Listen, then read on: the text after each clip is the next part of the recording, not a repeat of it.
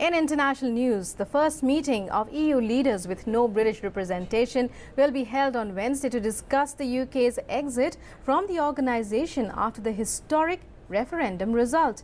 Union Finance Minister has said the Indian economy is in a position to face the eventuality of Britain's exit from the EU.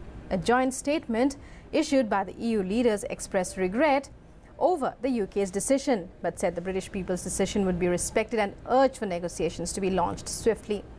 Talking from Brussels after the emergency meeting with EU leaders, EU President told Britain that the other 27 member states wanted to negotiate its exit plan as soon as possible. The UK voted by 52% to 48% to leave the European Union.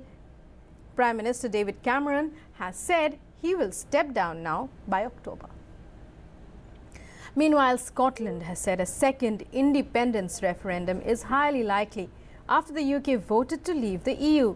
Scotland's First Minister, Nicola Sturgeon, said it was democratically unacceptable that Scotland faced the prospect of being taken out of the EU against its will. She said the Scottish government would begin preparing legislation to enable another independence vote. Scotland voted in favour of the UK staying in the EU by 62% to 38%.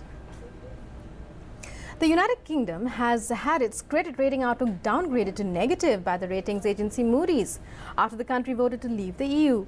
Moody's has said the result will herald a prolonged period of uncertainty.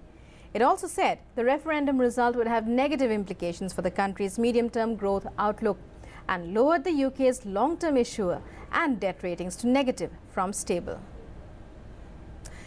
US President Barack Obama has said that the special relationship between the United States and the UK would endure despite Britain's decision to leave the European Union.